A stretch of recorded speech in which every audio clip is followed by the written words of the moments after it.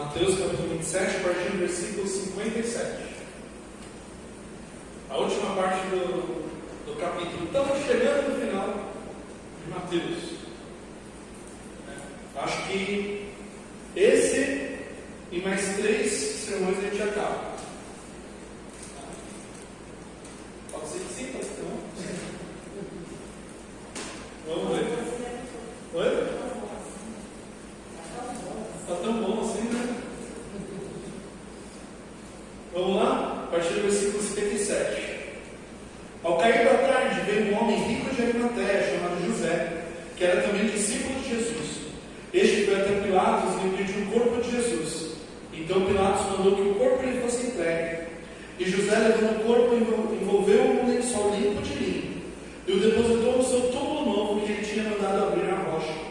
E rolando uma grande pedra para a entrada do túmulo, foi embora. Estavam ali sentadas em frente do túmulo Maria Madalena e a outra Maria. No dia seguinte, que é o dia depois da preparação, os principais sacerdotes e os fariseus se reuniram com Pilatos e lhe disseram: Senhor, nós lembramos que aquele enganador, enquanto vivia, disse: depois de 3 dias ressuscitarei.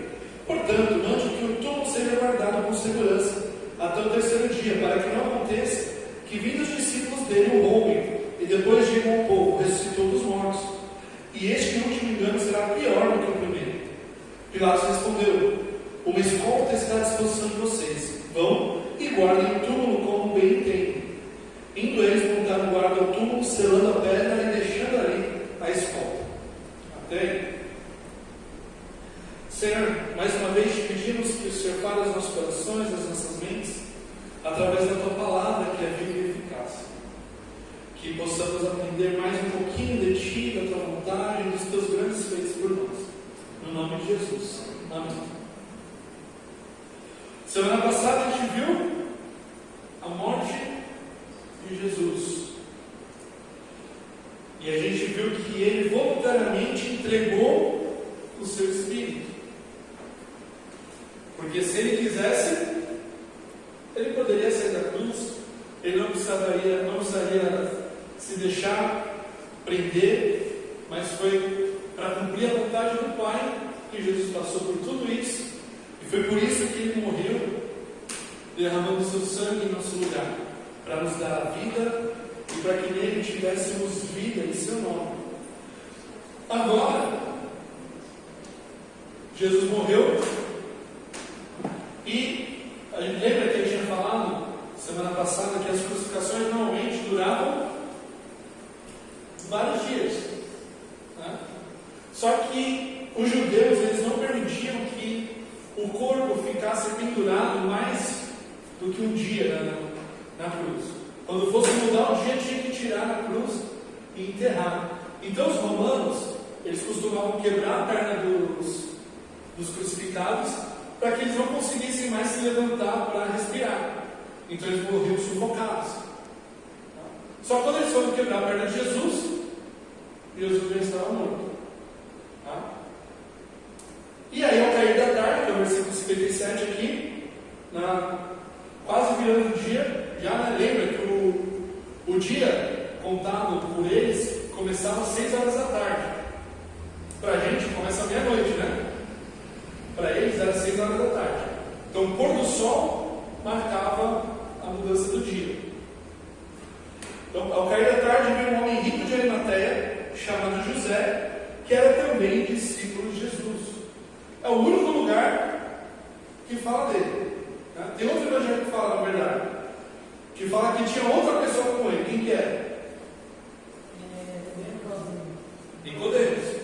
Aqui não fala de Nicodemos, né? Mas Nicodemos estava com José de Arimateia também. E esse homem rico pediu para Pilatos para que lhe entregassem o corpo de Jesus. E aqui a gente tem várias coisas que só com isso já dá para a gente tirar várias lições. Onde estavam os discípulos? Fugiram. Ninguém sabe. Quem sabe? Fugiram. E agora aparece um homem que Mateus chama de discípulo de Jesus, só que não era um dos 12.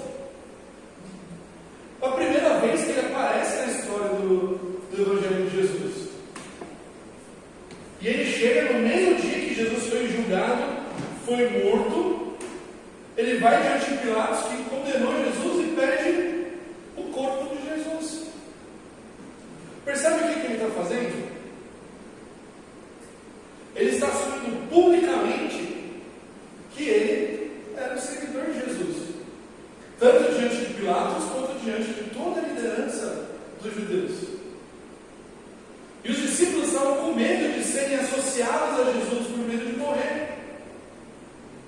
E esse homem, que até então não tinha aparecido, ele vai e pede para Pilatos o corpo de Jesus. Embora José de Arimateia não tenha entendido ainda o plano de Deus também, ele não considerou que ele precisava ficar escondido mais. E a atitude dele aqui, com essa atitude, ele estava mostrando que ele estava disposto a morrer também por Jesus. Porque se os mestres da lei, os sacerdotes, quisessem acusar o seu seguidor Jesus e pedir a morte dele também, eles conseguiriam. Mas ele não teve medo das autoridades. Ele quis prestar uma última homenagem na mente dele, né? Uma última honra a Jesus. Então, ele enterra Jesus aonde? Versículo 59. E José, levando o corpo, envolveu um lençol limpo de linho e o depositou no seu túmulo novo, que ele tinha mandado abrir na rocha. E rolando uma grande pedra pela entrada do túmulo, foi embora. Ele enrolou Jesus no pano, no lençol de linho novo, limpo, e o colocou no túmulo que foi escavado na rocha. Esse tipo de túmulo era o túmulo dos ricos da época, porque as pessoas normais, os pobres, eram enterrados nos cemitérios normais, né? Só que os ricos, eles compravam um terreno onde tinha uma rocha grande, onde ele mandava escavar, e aquela rocha virava o cemitério da família. Lembra que foi isso que Abraão fez? Sim, até hoje lá. É como se fosse o memorial lá no Santos, né? O cemitério memorial, que é aquele prédio, né? Vocês já foram lá? Infelizmente, meu pai foi enterrado lá, né? Agora ele virou cinzas ao vento, né? Foi cremado e já jogaram a cinza dele fora. Mas o meu pai ficou, o corpo do meu pai não, o corpo do meu pai ficou lá alguns anos. Tá? E é um prédio muito bonito, né? Se você for, pode visitar lá, quem quiser, né? Visitar o cemitério lá. Tem um mausoléu do Pelé agora, lá, né? Então é muito bonito. E a gente poderia comparar com isso. O túmulo na rocha seria comparado a esses mausoléus, que até no cemitério normal tem, né? Aqueles mausoléus de família, né? Tem uma galera lá enterrada. Então, mas quem que pode construir um negócio desse? Quem tem dinheiro? Tem uns que é de mármore. Oi? Tem uns que é de mármore ainda, né? Sei lá quanto está o mármore que comprar para fazer o negócio aqui, né? E ele, José de Arimateia, ele colocou Jesus num túmulo que era da família dele. Talvez ele tivesse escavado aquele túmulo para ele mesmo, né? Quando morrer, vou ter um túmulo da hora. Não sei do que vai adiantar, vai ficar ali. Mas ele, prestando essa homenagem para Jesus, o coloca ali naquele túmulo. E é tão rápido o enterro que não dá tempo de fazer velório, não dá tempo de chorar, porque tira da cruz e já leva direto para o túmulo. E o comum na época era, enquanto enrolava no lençol de linho, passava óleo no corpo, ungia com óleo, com perfume, com ervas, um monte de coisa para que fedendo, né? Porque às vezes o velório durava alguns dias, né? Então tinha todo um ritual que até levar para o túmulo demorava. Mas o enterro de Jesus foi muito rápido, porque ele já estava no fim do dia, né? Já ia virar o dia. Então tinha toda aquela regra do sábado, que você não podia caminhar muito no sábado. Então, antes que virasse o dia, eles tinham que fazer tudo isso. E para terminar, eles rolaram uma rocha, né? Uma pedra, na verdade, na entrada do túmulo. E vocês já devem ter visto imagens, né, que representando essa pedra. Era uma pedra circular, que ela ficava numa parte acima da entrada do túmulo, e quando era para rolar, eles simplesmente tiravam a travinha que ficava lá. Às vezes era uma pedra, um pedaço de pau que impedia a pedra de rolar. Aí eles tiravam, aí a pedra rolava e fechava o túmulo, né? E essa pedra, segundo as estimativas, pesava em torno de 3 a 5 toneladas. Era difícil de rolar para abrir. Para fechar não, porque para fechar era só puxar ali. Então, para abrir, precisaria de várias pessoas para rolar para cima a rocha, né? Aquela pedra.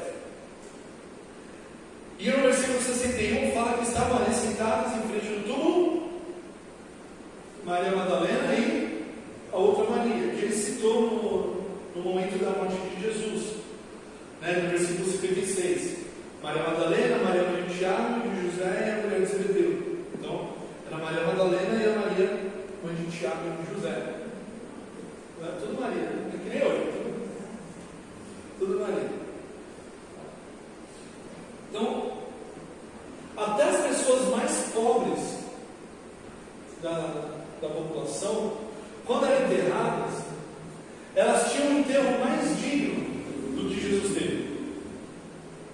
Porque dava tempo de ser chorado, já não está sobre o corpo, dava tempo de ungir o corpo, de preparar para o enterro. Mas o enterro de Jesus foi vapt-vupt. Não deu tempo de fazer nenhuma dessas coisas, só enrolou no lençol e colocou ele lá dentro. Será que seriam essas as honras que Jesus mereceria como o Rei dos Judeus, como o Senhor Criador do céu e da terra? Será que ele mereceria um enterro tão chúbilo, né? Tão pobre quanto esse? Embora fosse um túmulo de rico, não teve nada de enterro de rico. O Senhor do Universo foi enterrado numa rocha que Ele mesmo criou. E ali, nos próximos dias, Ele ficaria. O inimigo não estava contente ainda em ver a morte de Jesus. Ele queria que a morte de Jesus fosse para sempre. Ele queria garantir que Jesus não ressuscitaria, que Ele não voltaria, que Ele ficaria ali para sempre. Por isso a gente vê no versículo 62. No dia seguinte, que é o dia depois da preparação, é o sábado aí, os principais sacerdotes dos fariseus se reuniram com Pilatos. E lhe disseram: Senhor, nós lembramos que aquele enganador, enquanto vivia, disse: depois de 3 dias ressuscitarei. Portanto, mande que o túmulo seja guardado com segurança até o 3º dia, para que não aconteça que vindo os discípulos dele roubem, e depois digam ao povo: ressuscitou dos mortos. E este último engano será pior do que o primeiro. Pilatos respondeu: uma escolta está à disposição de vocês. Vão e guardem o túmulo como bem entendem. Indo eles, montaram guarda no túmulo, selando a pedra e deixando ali a escolta. Então, os líderes dos judeus ainda voltaram para Pilatos para pedir para que guardassem o túmulo dele nos próximos 3 dias. Ou, na verdade, os próximos 2, que era o sábado e o domingo. Porque aí já contaria os 3 dias que ele ficaria enterrado. Eles, mesmo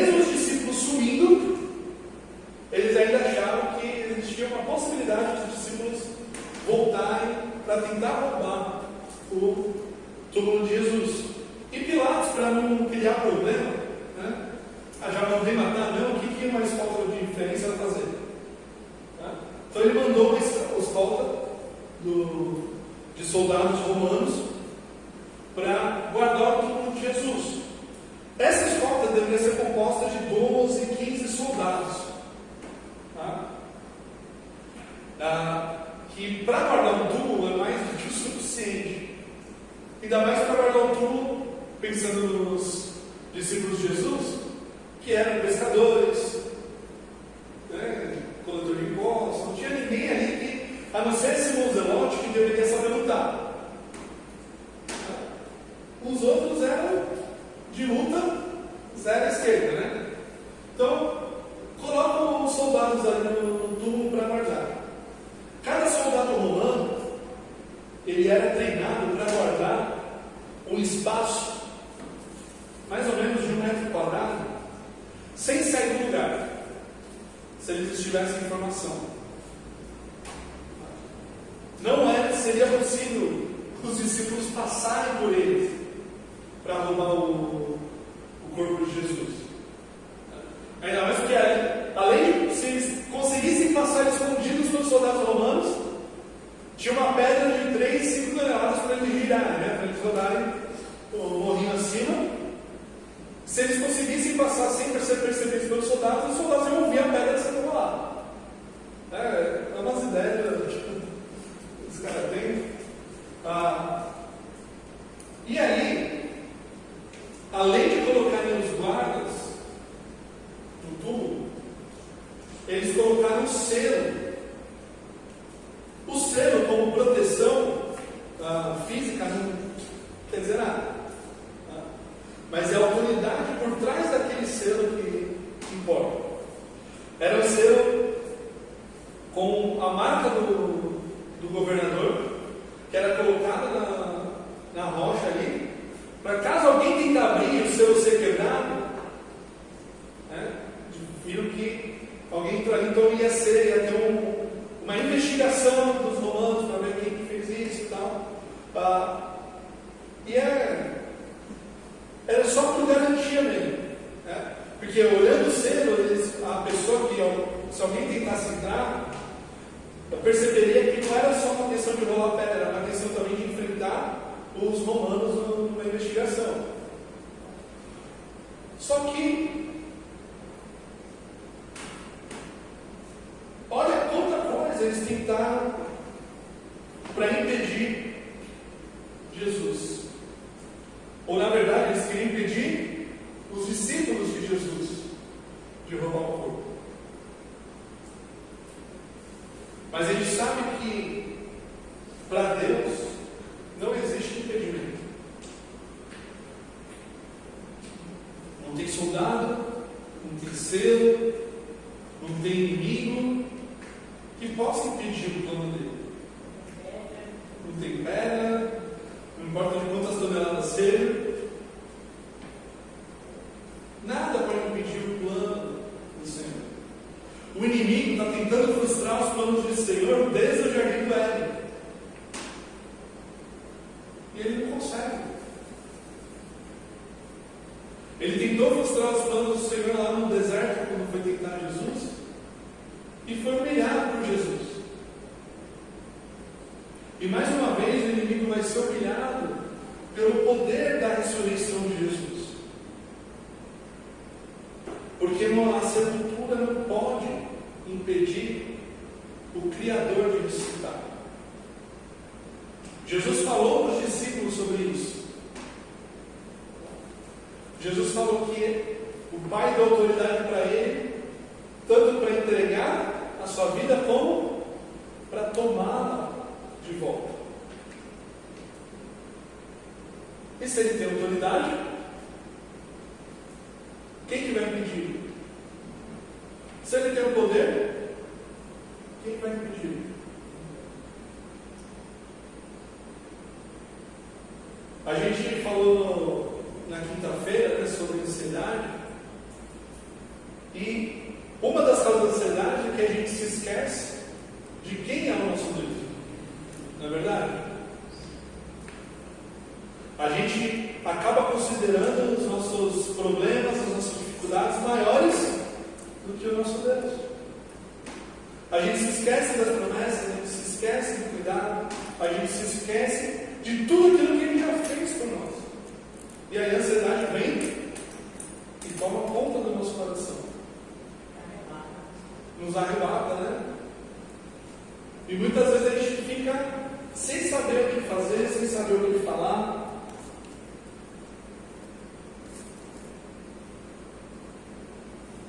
É natural do nosso coração pecaminoso. Mas se nosso coração, a nossa mente está focada em Deus e sabe quem é o nosso Deus, nenhum empecilho, nenhum impedimento, nenhuma barreira vai impedir o agir de Deus na nossa vida. Amém? Todo mundo sabe que Jesus vai ressuscitar, né? Amém? Estou dando spoiler? Amém. Não? Estou estragando? Todo mundo sabe que vai acontecer, porque quando a gente ouve do Evangelho a primeira vez, a gente ouve da ressurreição também. A gente ouve da morte e da ressurreição. Essa história é tão conhecida por nós, mas a gente muitas vezes não para pensar no que significa essa história.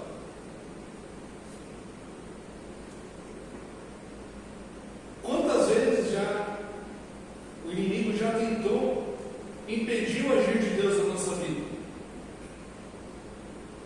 Quantas vezes ele já tentou nos desanimar de servir a Deus? Mas se nós somos verdadeiros filhos de Deus, como Paulo vai falar, Pedro vai falar, nós vivemos e andamos para a glória de Deus. O desânimo faz parte da nossa vida. Faz parte dessa vida nesse mundo de pecado. Porque a gente tem que lutar contra as injustiças, a gente tem que lutar contra a corrupção, a gente tem que lutar contra um monte de coisa errada que a gente não vai fazer igual. E a gente sofre por causa disso. A gente não vai entrar no mesmo joguinho, no mesmo esquema do mundo. E a gente sofre por causa disso. Os discípulos sofreram, os cristãos lá de Atos sofreram, e continuamos sofrendo até hoje por causa disso. Os heróis da fé. Mas uma coisa que a gente tem certeza é que nenhum impedimento vai impedir o Senhor de agir. Porque se Ele falou, está falado. Se Ele prometeu, vai cumprir. Percebe que os sacerdotes, mas da lei aqui, ele falam que Jesus tinha falado que iria ressuscitar no terceiro dia. Eles ouviram Jesus falar isso. Então coloca lá a guarda para garantir que não vão roubar. Mas ele falou que vai ressuscitar. É diferente uma coisa da outra. Que se os discípulos vierem falar que ele ressuscitou, o problema vai ser maior do que antes. Mas percebe como é incoerente essa fala? Onde que os discípulos estavam mesmo? Fugiram, eles estavam com medo de morrer. O que iria mudar em 3 dias? Que eles iam falar, não, agora não estou mais com medo de morrer. Jesus não ressuscitou, Jesus não apareceu, eu vou, mas eu vou falar que ele ressuscitou de qualquer jeito.